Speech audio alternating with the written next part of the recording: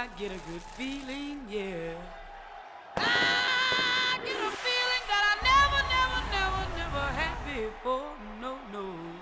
Something's got a hold on me here. Oh, it must be love. Oh, something's got a hold on me right now, child. Oh, it must be love. Let me tell you now, I've never felt like this before. You playing for him? Something's got a hold on me that won't let go. I said, oh, oh, oh, oh, oh, oh, oh. And we got a big one for you today. Welcome to First Take. Ryan Clark, Harry Douglas, Cam Newton in the house. We're going to get to that amazing comeback from the Seahawks and the NFL very shortly. But first, the college football playoff starts tonight on ESPN. It's Alabama and Oklahoma opening things up with their third meeting in the last 13 months. The Sooners have gotten the best of the Crimson Tide in their last two tries, including a 2-point win earlier this season. Bama's hoping for a better outcome as they look for their first CFP win under head coach Kalen DeBoer. Yesterday on First Take, Stephen A. had some strong words for the Tide. Take a listen.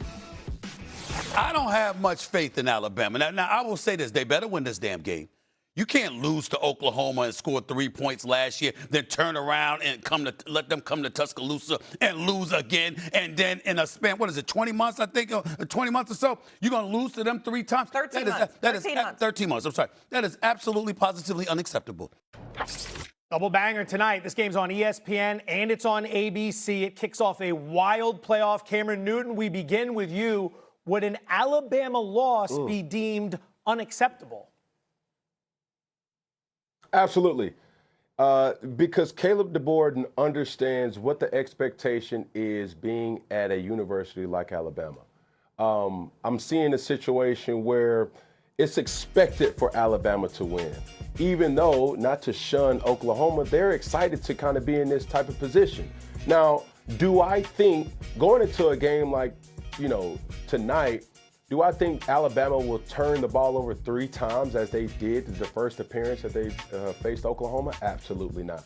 When you start to see who they're going against and Brent Venable, he has a lot of success versus Caleb DeBoer, 2-0 as the records kind of show, and also 6-2 when facing Alabama during his coaching career. But all that to say, it's a different type of pressure being in the seat as a head coach in Alabama because the fans, everybody who follows Alabama expects Alabama to have not just a playoff appearance, they have a deep playoff run while being in the college football playoff.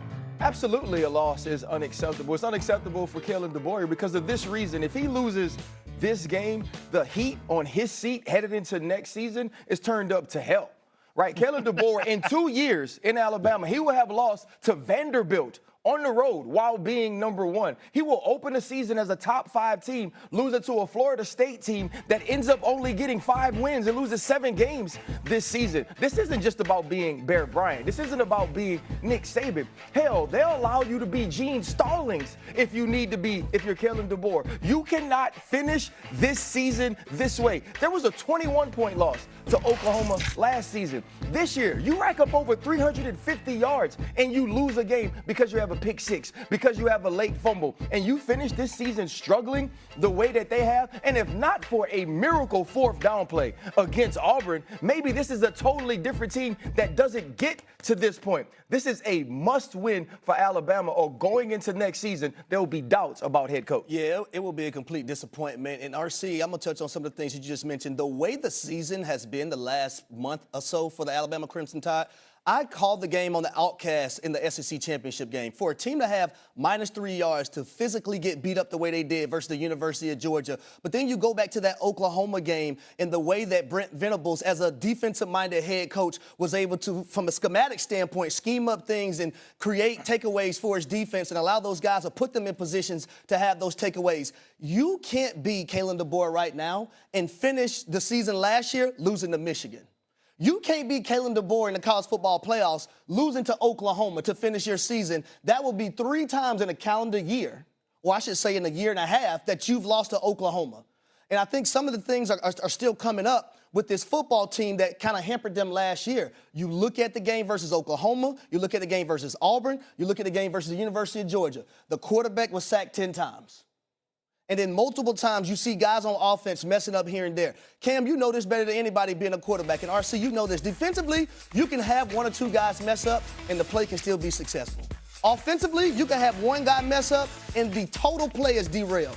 So I think from an offensive standpoint, when you're going against an opponent like the Oklahoma Sooners are, with that man, John Mateer, Kalen DeBoer. I'm talking about the head coach, Brent Venables. Yeah, Brent Venables. And here's something that people does not understand about Brent Venables. This is a 3-time national champion now as a defensive coordinator. He won it in 2000 at Oklahoma. He won it in, I believe it was 2016 and 2018 at Clemson. So he's going to have a flavor of the day. Can Alabama be ready for that? But you talk about not finishing your season with a win or not winning a national championship. I don't care who the head coach is. Kalen DeBoer, it can be Pookie from back home. The expectations at Alabama is going to always be a national championship. And if you can't win one at Alabama and you end your season on a negative note, like we've seen in the last month, it's going to be a lot of noise being made in Tuscaloosa. Compounding the issue for DeBoer is the fact that Oklahoma is not exactly viewed as the strongest of the playoff participants. Their offense has really struggled this season. Some feel they're fortunate to be here. You're not exactly going up against one of the juggernauts of the college football postseason. Cam, back over to you. When it gets to the X's and O's tonight, who do you think has the edge between the Alabama offense and the Oklahoma defense? I'm going with Alabama's offense. And the reason is this. Alabama, in my honest opinion, this year is not expected to win the national championship on paper. But one thing that we expect as people who cover the sport and as you've seen Alabama play this year, we're not used to seeing Alabama not be the most physical team. And we've seen shades of that, especially in the SEC championship. We've seen a UGA team really bully Alabama at times, and it really had us questioning, like, this would have never happened up under Nick Saban. And under these type of circumstances, being at a school like Alabama, these are going to be the comparables. Is it fair? Who cares? You accepted the job and you understand what the expectation is. But going back to the given question, I do believe that Alabama's offense does have the edge tonight, is because they have something to prove. When you get your running back, Jam Miller, when you also have a quarterback in Ty Simpson who has not been playing his best football as of late, and then there's been in the words of Stephen A. Smith, the APM, AMP, whatever, the search for Ryan Hollywood Williams. Where has he been? So all these type of things are the questions that need to be answered in tonight's outing. It's the Oklahoma defense because they actually know who they are. Identity is one of the greatest things you can have as a team because when you walk into a stadium, this is how Brent Venables is going to attack the offense. You don't feel that from Alabama. Alabama doesn't have a level of physicality that we're used to seeing from that team. Alabama can't run the football. Think about that. With all the 5 stars, all the 4 stars you can recruit on the offensive line, all the running backs that want to wear the crimson and cream for Alabama, you can't find a running game. The school that has running backs that have won the Heismans on multiple occasions. You're just pumping them out. And now Brent Venables with a defense that only gives up 16 points a game, that didn't even play well against Alabama, but found a way to win, holding them to 21. We've also seen them score 20 against LSU, struggle to get 27 against Auburn, and then now get absolutely dog-walked against Georgia in the SEC championship when you had everything to play for. Alabama should have walked into the SEC championship thinking either we win or we don't play in the college football playoff, and that's the offense you saw with Ryan Williams, who I think was an absolute star last year.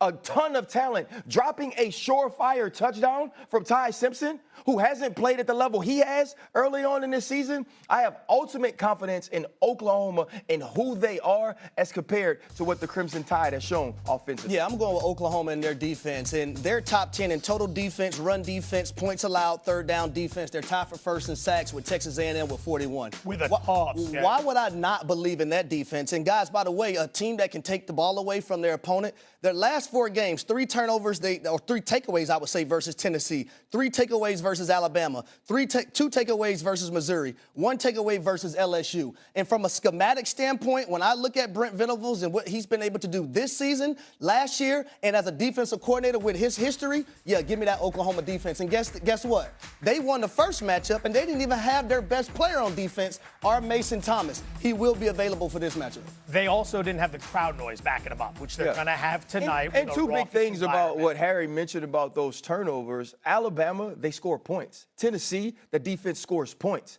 That's the difference between these 2 teams. Oklahoma find ways to put the ball in the end zone. All right, we're going to pick the winner of the game later in the show, but now we got to move to the NFL. A wild Thursday night game, the battle for first place in the NFC West.